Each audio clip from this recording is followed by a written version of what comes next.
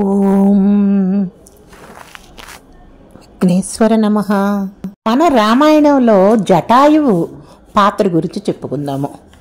సీత రామ లక్ష్మణులు అడవిలో నడుస్తూ ఉంటే పర్ణశాల నిర్మించుకోమని చెప్పారు కదా, అక్కడికని వెళ్తూ ఉంటే పెద్ద పక్షి వచ్చి వాళ్ళ ముందు వచ్చింది. ఆ పక్షిని చూసి ఒకవేళ రాక్షసుడు ఆ రూపంలో వచ్చాడా అని రాముడు ఎవరు నీవు అని గట్టిగా అడిగాడు. దానికి రామ, నేను కూడా నీతో వస్తాను, నా పేరు జటాయువు, నేను మీ నాన్నగారైన దశరథ మహారాజు స్నేహితుడిని అని చెప్పింది. దశరథ మహారాజు అని అనగానే రాముడు ఎంతో సంతోషపోయాడు. మా నాన్నగారి స్నేహితులా? ఎవరు మీరెందుకు ఈ పక్షి రూపంలో ఉన్నారు, మీరెవరు అని అడిగాడు. అంటే ప్రజాపతులలో కశ్యప ప్రజాపతి ఉన్నారు. కశ్యప ప్రజాపతికి 8 మంది భార్యలున్నారు. అదితి దితి అలాగా 8 మంది ఉన్నారు. వారి సంతానంలో నేనొకడిని. కశ్యప ప్రజాపతి భార్య అయిన సుఖికి నత అనే ఆడపిల్ల పుట్టింది. నతకి వినత అనే అమ్మాయి పుట్టింది. వినతకి గరుడు అరుణుడు అనే 2 పిల్లలు ఉన్నారు. అరుణునికి 2 పిల్లలు. వారిలో నేనొకడిని. నా పేరు జటాయువు, మా అన్నగారి పేరు సంపాతి. మీ ఇద్దరం కూడాను కశ్యప ప్రజాపతి వంశము నుంచి వచ్చిన వాళ్ళము. నేను ఎందుకు చెప్తున్నానంటే కశ్యప ప్రజాపతి ఎంతో తేజస్సు గల మహానుభావుడు.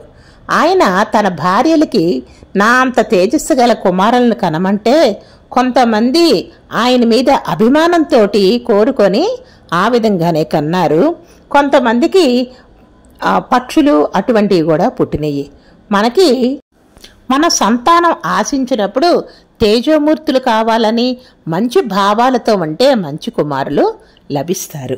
ఇది భగవత్ నిర్ణయము. మనం ఎప్పుడూ కూడాను మంచిని ఆశించాలి అని చెప్పారు.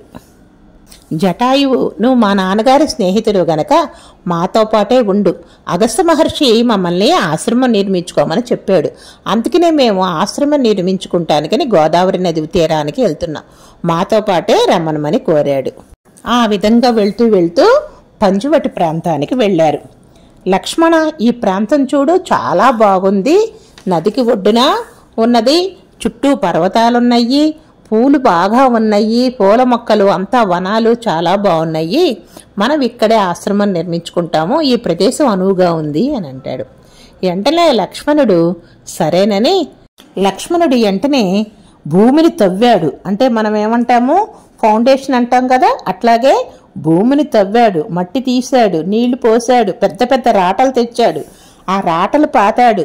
గోడలకి అడ్డంగా కూడాను అడ్డు కర్రలు తెచ్చాడు, వెదురు కర్రలు అట్లాంటివి పెట్టాడు, కొమ్మలు పెట్టాడు, పైన దర్పగడ్డి పరిచాడు, చక్కటి పర్ణశాలను నిర్మించి మళ్ళీ గృహప్రవేశానికి కావాల్సినవన్నీ కావాలి కదా, గోదావరి నదికి వెళ్ళి స్నానం చేసి చక్కటి నీళ్ళని పళ్ళుని పుష్పాలని అన్నిటికీ కూడా పూజకు కావాల్సినవన్నీ కూడాను తీసుకువచ్చి అన్నగారి దగ్గర నుంచొని, అన్నగారు చూడండి, పర్ణశాల నిర్మించేశాను, మీరు వచ్చి వదిన గారితో కలిసి వచ్చి గృహప్రవేశం చేయాల్సిందిగా కోరాడు. ఆ పర్ణశాలను చూసి రాములు వారు ఎంతో సంతోషపడి, నీవు నా కోసం ఇంత కష్టపడి పర్ణశాల నిర్మించావు, నేను నీకేమి ఇవ్వగలను, ఏమీ ఇవ్వలేకపోతున్నానని ఆలింగనం చేసుకున్నాడు.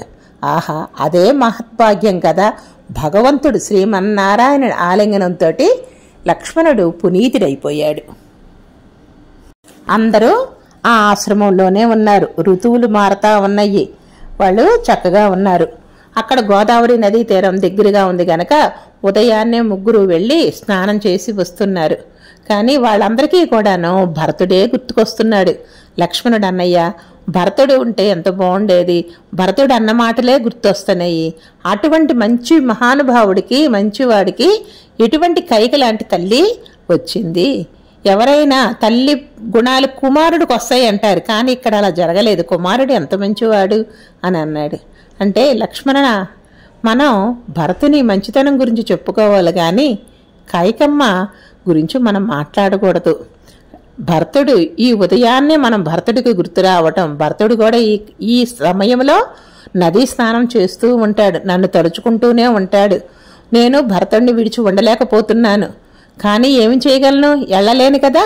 భరతుడిని చూడలేను కదా అని బాధపడుతూ అలాగా స్నానం చేసి దేవతార్చన చేసుకొని అన్నీ అక్కడ సమకూరిని అన్నీ కూడాను పూలు పుష్పాలు ఫలాలు అన్నీ దొరికే ప్రదేశం గనక ఏ లోటు లేకుండా హాయిగా కాలం గడుపుతూ ఉన్నారు.